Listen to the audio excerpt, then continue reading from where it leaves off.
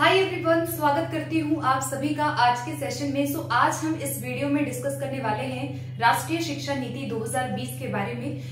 ये जो थ्योरी है, ये जो आज की हम वीडियो के बारे में जो चर्चा करने वाले हैं, ये आप सबके लिए बहुत इंपॉर्टेंट है। इस नीति में जो भी इंपॉर्टेंट पॉइंट्स हैं उनको मैं कवर करूंगी।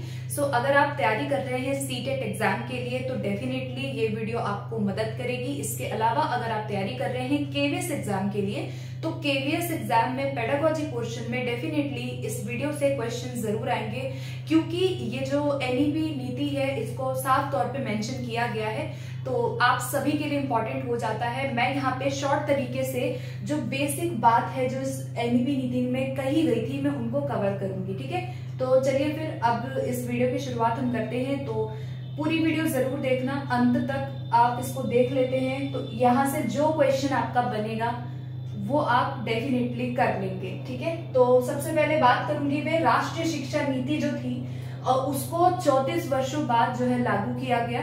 और मतलब जो इससे पहले जो नीतियां आई थी, उससे पहले 3 शिक्षा नीति भारत में आई थी और जो लास्ट शिक्षा नीति थी वो एनईपी 1986 की जो पॉलिसी थी वो थी।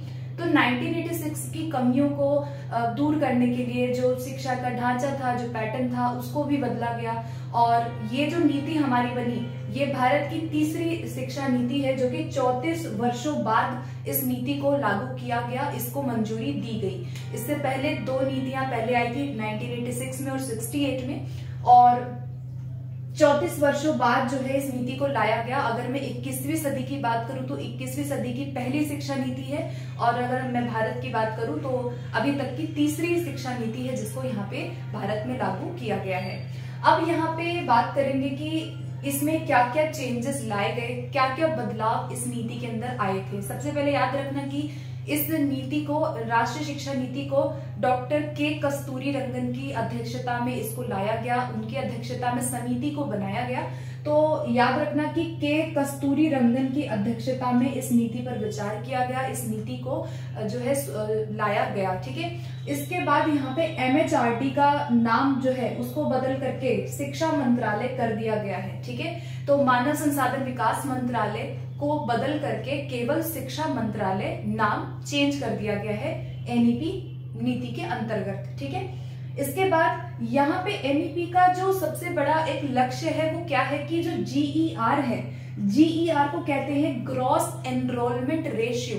ठीक है, मतलब कि सकल नामांकन अनुपात जो है उसको हम 100% 2030 तक लेकर के आएंगे। यानी कि जो सकल नामांकन अनुपात है, जो नामांकन किया जाता है, जो एडमिशंस वगैरह किया जाता है उसको 100% करना एक लक्ष्य है। तो पूछा जाएगा कि जो जीईआर है यानी कि ग्रॉस एनरोलमेंट रेशियो, उसको 100% लाने का लक्ष्य कब तक बोला गया है, तो 2030 तक बोला गया है। इसके बाद यहाँ पे सबसे इंपॉर्टेंट जो इसका स्कूल लेवल पे जो चेंज लाया गया वो क्या लाया गया, शिक्षा के ढांचे में चेंज लाया गया। तो आपको पता है कि जो 86 वाली कमेटी थी, जो समिति, जो पॉलिसी थी 86 में, उसमें क्या था कि 10+2 का सिस्टम रहता था। लेकिन 10+2 के ढांचे को बदल करके क्या ढांचा अपनाया गया है, 5+3+3+4, यानी कि 5+3+3+4 जो ढांचा है उसको अपनाया गया कि जो स्कूली शिक्षा होगी पूरी वो इस तरह से क्रम में होगी। अब इस ढांचा को समझना आपके लिए इंपॉर्टेंट हो जाता है, बिकॉज स्कूल लेवल पे आपके पेपर में स्कूल लेवल से क्वेश्चन आएंगे, तो ये इंपॉर्टेंट है। तो आइए देखते हैं कि ये 5+3+3+4 में आखिर कहा क्या गया है, किस लेवल पे, कितने क्लास तक पढ़ाई किस लेवल तक होगी, कैसे होगी, वो हम डिस्कस करेंगे। यहाँ पे सबसे जो नीचे आता है वो आता है फाउंडेशनल स्टेज आता है, जो कि आपका 5 है, यानी कि इसमें जो 5 वर्ष हैं वो लगेंगे। फाउंडेशनल स्टेज कितने हैं, 5 साल है। अब 5 साल में जो है कितने साल को कवर किया गया है? 3 से 8 साल कवर किया गया है। मतलब कहने का अर्थ ये है कि हम जब भी शिक्षा को शुरू करवाएंगे, जो बच्चे एजुकेशन स्टार्ट करते हैं वो आंगनवाड़ी से स्टार्ट करेंगे। जो प्ले स्कूल होते हैं, आंगनवाड़ी होते हैं, ठीक है। तो आंगनवाड़ी में बच्चे 3 साल क्या करेंगे? प्ले एक्टिविटी से सीखेंगे। मतलब बच्चों को शुरू में हम उनको प्ले एक्टिविटी से और ज्यादातर सेंसेस से हम उनको सिखाने की कोशिश करेंगे, मोटर एक्टिविटी से सिखाने की ज्यादा कोशिश करेंगे। तो आंगनवाड़ी का जो कार्यकाल बोला गया है वो 3 साल का बोला गया है, जहां पे जो बच्चा है वो 3 से 6 वर्ष तक का है। यानी कि 3 वर्ष से 6 वर्ष तक वो आंगनवाड़ी में पढ़ेगा, प्ले एक्टिविटी से पढ़ेगा। उसके बाद वो जब वो 6 साल का हो जाएगा तो 6 से 8 साल तक, यानी 2 साल, ठीक है, 6 से 8 साल में 2 साल बच्चे क्या पढ़ेंगे? फर्स्ट और सेकंड क्लास पढ़ेंगे। तो दूसरी कक्षा जो है, पहली और दूसरी कक्षा आंगनवाड़ी के बाद आएगी। और दूसरी कक्षा तक बच्चा कौन से स्टेज में है? फाउंडेशनल स्टेज में है, ठीक है। तो फाउंडेशनल स्टेज में टोटल जो ईयर्स हैं वो 3 से 8 साल हो गए। 3 से 6 आंगनवाड़ी और 6 से 8 क्या है? First and second class. तो दूसरी कक्षा तक बच्चे फाउंडेशनल स्टेज पर है, जहां पे उनको एक्टिविटी के माध्यम से, उनको मोटर एक्टिविटी, सेंसेस के थ्रू, प्ले बेस्ड एक्टिविटी से सिखाया जा रहा है। उसके बाद सेकेंड स्टेज आएगा प्रिपरेटरी स्टेज। तो ये आपका 5 वर्ष का था। 5 वर्ष यहाँ पे हो गए, 3 साल और 2 साल, 5 साल। अब यहाँ पे 3 साल बच्चा क्या पढ़ेगा? 3rd से 5th क्लास तक पढ़ेगा। तो एज भी आप उसके अकॉर्डिंग जोड़ते जाओ। जैसे 8 साल का यहाँ पे था तो 8 से 11 यहाँ पे बच्चा आ गया, और उसकी कक्षा क्या होगी? 3 कक्षा से 5 तक। तो कक्षा तीसरी से 5वीं तक जो बच्चे होंगे वो प्रिपरेटरी स्टेज में आ रहे हैं। तो प्रिपरेटरी नाम आपको इस स्टेज का याद रखना है। आपसे क्रम से पूछ लेगा स्टेज कौन कौन सी है। तो पहला फाउंडेशनल, देन प्रिपरेटरी। प्रिपरेटरी में क्या होगा कि 3 से 5 क्लास जो है 3rd to 5th बच्चे पढ़ रहे हैं। और यहाँ पर भी जो अभी भी लर्निंग का तरीका होगा वो क्या होगा? एक्टिविटी बेस्ड होगा। लर्निंग का तरीका डिस्कवरी बेस्ड होगा। कंसेप्चुअल अंडरस्टैंडिंग पे बहुत ज्यादा फोकस यहाँ किया गया। तो ये आपका प्रिपरेटरी स्टेज है 3rd to 5th। अब आता है अगला 3 साल और आगे ऊपर तो आ जाता है मिडिल स्टेज। कौन सा स्टेज है? ये मिडिल स्टेज है। तो मिडिल स्टेज में कक्षा 6 से 8वीं आ जाती है। कक्षा 6 से 8 में बच्चा मिडिल स्टेज में पहुंचा, और उसकी उम्र भी आप यहाँ पे 8 से 11 थी तो यहाँ 11 से 14 वर्ष हो गया। तो 11 से 14 वर्ष, 3 साल, 6 से 8 बच्चा यहाँ पे मिडिल स्टेज में है। 6ठी से 8वीं क्या है? मिडिल स्टेज है। अब मिडिल स्टेज में जो लर्निंग है, फोकस किया गया कि आप कंसेप्चुअल नॉलेज पे फोकस करेंगे। ये कहा गया कि बच्चों को हम एक्सपीरियंशियल लर्निंग से यहाँ पे सिखाएंगे। तो बच्चे यहाँ पे अनुभव जन्य अधिगम से सीख रहे हैं, एक्सपीरियंसेस से सीखेंगे, खुद से एक्सपेरिमेंट करके सीखेंगे। तो एक्सपीरियंशियल लर्निंग की बात की गई है मिडिल स्टेज में, जहां पे बच्चे 6ठी से 8वीं कक्षा तक अपनी शिक्षा को ग्रहण कर रहे हैं। उसके बाद लास्ट स्टेज हमारा आता है जो कि 4 वर्ष का है। 4 वर्ष का कार्यकाल है लास्ट स्टेज में। 4 वर्ष में कौन कौन सी क्लासेस आ गई? 9th से 12th, 9th, 10th, 11th, 12th, 4 साल है। तो 9th से 12th क्लास का जो बच्चा है उसकी उम्र 14 से 18 वर्ष की होगी। और यहाँ पे इसको सेकेंडरी स्टेज कहा गया। सेकेंडरी स्टेज में जो भी स्टडी होगी वो मल्टी डिसिप्लिनरी स्टडी होगी, और क्रिटिकल थिंकिंग पे बहुत ज्यादा यहाँ पे फोकस बच्चों के अंदर किया जाएगा। मल्टी डिसिप्लिनरी का मतलब है कि जो अदर सब्जेक्ट्स को वो पढ़ेगा यहाँ पे, उसको आप अलग अलग डिसिप्लिन को मिला के सिखाएंगे। आप सामाजिक विज्ञान के साथ भाषा को जोड़ के सिखा सकते हैं, आप गणित के साथ विज्ञान को जोड़ सकते हैं। So this is called multi disciplinary approach of teaching. तो इस तरीके से हम बच्चों को इंटीग्रेट करके जो भी लर्निंग है उनको प्रोवाइड करेंगे। सो ये हमारे 4 क्या थे? चरण थे। हमारे जो ढांचा है शिक्षा का ओवरऑल वो इसी तरह से अब होगा।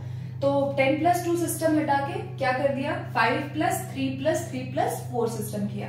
तो आपको ये ईयर्स याद रखने हैं, स्टेजेस के नेम याद रखने हैं, एंड इनमें कैसे कैसे हम लर्न करवाते हैं बच्चों को वो आपको याद रखना है। तो ये है नई शिक्षा का जो ढांचा है, और कितने से कितने आयु वर्ग को यहाँ पे समाहित किया गया है? 3 साल से आंगनबाड़ी से शुरू होके 18 साल तक वो 12वीं कक्षा करेगा। तो 3 से 18 आयु को यहाँ पे सम्मिलित किया गया है। तो आयु आपको खास तौर पे याद रखना है। अब हम आगे बढ़ेंगे, कुछ और इंपॉर्टेंट पॉइंट है जहां से क्वेश्चन आपका डेफिनेटली बनेगा, ठीक है। फर्स्ट है कि एनईपी के तहत FLN को फोकस बहुत ज्यादा किया गया है। FLN का मतलब क्या है? F का मतलब होता है फ्लुएंसी, ठीक है, जो है फ्लुएंसी एंड न्यूमरेसी, ठीक है। फ्लुएंसी एंड न्यूमरेसी जो स्किल्स है, यानी कि बुनियादी जो साक्षरता है और जो संख्यात्मकता है, वो हम बच्चों को यहाँ पे अचीव करवाने पे फोकस करेंगे। तो FLN का सिंपल सा अर्थ क्या होता है ना, कि एक तो आपका आ गया फ्लुएंसी, एक आ गया आपका न्यूमेरेसी, ठीक है। बुनियादी जो साक्षरता है, ठीक है, बुनियादी साक्षरता का मतलब है कि जो बेसिक लिटरेसी स्किल्स है, ठीक है। मतलब यहाँ पे क्या आ जाएगा FLN में? Fluency, literacy and numeracy skills, तीनों चीजें आ जाएंगी। फ्लुएंसी का मतलब है जहां पे बच्चा कम्युनिकेट कर पाए, बातचीत कर पाए, फ्लुएंट हो जाए, सभी कौशलों को उसको आ जाए। और न्यूमेरेसी का मतलब यहाँ क्या है कि बच्चा संख्यात्मक कौशलों को सीख पाए, बेसिक मैथमेटिकल जो उसकी अंडरस्टैंडिंग है, जो आप मैथ्स पेडागोजी में पढ़ते हो कि बच्चों के अंदर गणितीय ज्ञान, गणितीय जो उनकी जो कम्युनिकेशन है, गणितीय जो उनका विचार है या स्थानिक जो सोच है, उसको विकसित करना। तो वही चीज इधर भी कहा गया है कि कक्षा तीसरी तक, क्या कहा गया कि कक्षा थर्ड तक पहुंचते पहुंचते हर एक बच्चे को बेसिक न्यूमेरेसी और लिटरेसी आनी चाहिए। बेसिक न्यूमेरेसी और लिटरेसी का मतलब है कि इतना उसको आना चाहिए कि वो गणित के कौशलों को समझे, उसको कर पाए, उसको समझ पाए, आकृतियों का ज्ञान उसको हो और अपनी बात को किसी को बता पाए। मतलब उसके अंदर ये एबिलिटी होनी चाहिए कि वो सक्षम हो कम्युनिकेट करने में। तो तीसरी कक्षा तक FLN, फ्लुएंसी एंड न्यूमेरेसी, बुनियादी साक्षरता और संख्यात्मकता को अचीव करने की बात की गई है। कक्षा कौन सी है? थर्ड कक्षा तक। और 2025 तक कहा गया है कि हम 2025 तक इस जो गोल है हमारा ये, कि हम बच्चे को साक्षरता बुनियादी जो है प्रोवाइड करें, वो अचीव हो जाना चाहिए। तो 2025 तक गोल है, तीसरी कक्षा तक गोल है। तो ये बहुत इंपॉर्टेंट पॉइंट है, ठीक है। उसके बाद NEP 2020 के अनुसार कक्षा 5वीं तक जो भी मातृभाषा है, जो बच्चे की स्थानीय भाषा है, उसी में हम उनको शिक्षा देंगे। तो ये क्वेश्चन आपका आएगा कि कितनी क्लास तक हम मदर टंग में पढ़ाएंगे। तो ऑलवेज NEP भी ये बात कहता है, इसके अलावा MCA भी ये बात कहता है कि हम बच्चों को 5वीं कक्षा तक, शुरुआती प्राइमरी लेवल तक हम उनको मातृभाषा में पढ़ाएंगे। तो NEP ने बोला कि आप कक्षा 5वीं तक NEP के अकॉर्डिंग 5वीं तक मातृभाषा में पढ़ाएंगे, और अगर हो सके तो हम 8वीं कक्षा तक भी उनको आगे तक सिखा सकते हैं। मतलब कि जो पूरा 5वीं कक्षा है या उसके आगे तक भी हम मातृभाषा को फोकस करेंगे और उसी में ही हम पढ़ाएंगे। लेकिन अगर आपसे स्पेसिफिक पूछेगा ऑप्शन में, तो आप क्या लगाएंगे? कक्षा 5वीं लगाएंगे, ठीक है। तो कक्षा 5वीं में मातृभाषा में शिक्षा देंगे 5वीं तक। उसके बाद उच्च शिक्षा के लिए जो संस्कृत है, जो प्राचीन भाषाएं हैं या अन्य आधुनिक भाषाएं हैं, सबको फोकस करने पे बात की गई है। तो एक आपका पेपर में क्वेश्चन बनता है कि NEP के अकॉर्डिंग भाषाएं कौन कौन सी हैं जिसको रेकमेंड किया गया है। तो भाषाओं का मैं एक बार आपको बता देती हूँ कौन कौन सी भाषाएं हैं। पहला, मातृभाषा को फोकस किया जाए, या उसको हम स्थानीय भी कहते हैं, बच्चे की पहली भाषा भी कहते हैं। इसके अलावा संस्कृत को बोला गया है, संस्कृत को जरूरी समझा गया। क्लासिकल लैंग्वेजेस, जो प्राचीन भाषाएं हैं, उसको बोला गया। अन्य जो मॉडर्न लैंग्वेजेस है, अन्य आधुनिक भाषाएं हैं, उसको भी बोला गया। और विदेशी भाषाओं का प्रस्ताव भी रखा गया। तो foreign language, other modern language और क्लासिकल लैंग्वेज, संस्कृत और होम लैंग्वेज, सभी को फोकस NEP ने किया है, ठीक है। और लेकिन अगर मैं शिक्षा की बात करूं तो मातृभाषा बोली गई है कि आप मातृभाषा में ही उनको 5वीं कक्षा तक पढ़ाएंगे। उसके बाद छात्रों कक्षा 6 से ही क्या कहा गया है कि वोकेशनल बच्चों को हम एजुकेशन प्रोवाइड करें। सो पेपर में आ सकता है कि किस कक्षा तक कहा गया है कि बच्चों को वोकेशनल, हम उनको व्यावसायिक शिक्षा का ज्ञान देंगे। तो व्यावसायिक शिक्षा जो है उसको 6ठी कक्षा से शुरू करने पे बल दिया गया है। 6ठी कक्षा से आप कंप्यूटराइज्ड जो चीजें हैं, जो कंप्यूटर का ज्ञान है या जो वोकेशनल एजुकेशन है, जहाँ पे बच्चा व्यवसाय के अनुसार शिक्षा को ग्रहण करे, और इंटर्नशिप वगैरह की व्यवस्था भी छठी कक्षा से की गई है। बच्चा इंटर्नशिप करेगा, व्यावसायिक चीजों को समझेगा, व्यवसाय के पर्सपेक्टिव से बच्चों को यहाँ पे ट्रेन किया जाए छठी कक्षा से, ठीक है। तो व्यावसायिक शिक्षा का ज्ञान 6th क्लास से ही हमें देना है। उसके बाद छात्रों की प्रगति के मूल्यांकन के लिए एक निकाय की व्यवस्था की गई, मानक निकाय की व्यवस्था की गई है, जिसको कहा गया है परख, ठीक है। तो परख को कहा गया है कि ये जो परख नाम से क्या बनेगा, एक राष्ट्रीय आंकलन केंद्र बनेगा और इसका काम क्या होगा, बच्चों के जो मूल्यांकन है, जो उनका जो असेसमेंट है या जो इवैल्यूएशन है उसको अच्छे से किया जा सके, बच्चों की प्रगति की जांच की जा सके, उसके लिए किसकी व्यवस्था की गई है, परख की व्यवस्था की गई है, ठीक है। तो परख जो है नाम है, एक निकाय जो है, जो केंद्र है उसको व्यवस्थित किया जाएगा जो कि बच्चों का मूल्यांकन करेगा, ठीक है। प्रगति की जांच बेसिकली की जाएगी। उसके बाद 2030 तक अध्यापन के लिए जो डिग्री की बात की गई है वो क्या की गई है, 4 ईयर इंटीग्रेटेड बीएड की बात की गई है। तो 4 वर्षीय एकीकृत बीएड होना चाहिए 2030 तक अध्यापन के लिए। तो जो बेसिक डिग्री है पढ़ाने के लिए वो 4 ईयर इंटीग्रेटेड बीएड को कहा गया है। उसके बाद क्लास 10th और 12th के बारे में ये कहा गया है कि जो क्लास 10th और 12th की जो परीक्षाएं होंगी उन परीक्षाओं को ज्यादातर बहुविकल्पीय के रूप में बनाया जाए, यानी जो परीक्षाएं होंगी वो बहुत सब्जेक्टिव नहीं होंगी, वो ज्यादातर बहुविकल्पी होंगी, ठीक है। तो बहुविकल्पीय प्रश्न होने चाहिए, एमसीक्यूज रिलेटेड प्रश्नों को ज्यादा यहाँ पे मेंशन करने की बात की गई है और सेमेस्टर आधारित जो है परीक्षाएं होनी चाहिए और 2 बार परीक्षा होने की बात यहाँ पे की गई है। उसके अलावा कहा गया कि देश के जीडीपी का 6% हिस्सा जो होगा वो कहाँ पे इन्वेस्ट होगा, शिक्षा में इन्वेस्ट हो। तो जीडीपी का कितना परसेंट बोला गया है, 6% बोला गया है कि जितनी भी जीडीपी है उसका 6% ऐसा हिस्सा जो होगा वो हम शिक्षा पर, बच्चों के शिक्षा पे प्रक्रिया पर हम निवेश करेंगे, इन्वेस्टमेंट करेंगे। तो 6% जीडीपी की बात की गई है। अब गाइस हमने ये सारी चीजें पढ़ ली है, तो अब एक ब्रीफ पॉइंट मैं आपको बताऊंगी और भी जो भी ब्रीफली पॉइंट इस नीति से निकल के आए हैं उनको भी कवर करूंगी। जैसे एनईपी कहता है जीवन कौशल पे, तो आप लोगों का यहाँ से क्वेश्चन कैसा बन जाएगा, ऑप्शन दे दिया जाएगा, उसमें से पूछता है कि ABCD होगा, AC होगा, DC होगा, BC होगा, इस तरीके से आपका क्वेश्चन आता है। तो उसमें ये चीज आपको मदद करेगी, ठीक है। आपके माइंड में अगर ये चीजें रहेंगी तो आप क्वेश्चन कोई भी आएगा कर लोगे। जैसे कि जीवन कौशल मैंने वहां लिखा है, तो जीवन कौशल का मतलब है कि एनईपी ने जीवन कौशल पे जो लाइफ स्किल्स है उस पर फोकस बहुत ज्यादा किया है कि बच्चे जो है जीवन कौशल को समझें, जीवन जीने का कौशल क्या है। इसके अंदर बहुत सारी चीजें आती है, दूसरों को समझना, खुद को समझना, अपने सराउंडिंग के प्रति किस तरह से बच्चा अपने आप को अडाप्ट कर पा रहा है, उसके वैल्यूज क्या है लाइफ को लेके, या क्या वो सोचता है, उसकी इमोशनल थिंकिंग क्या है।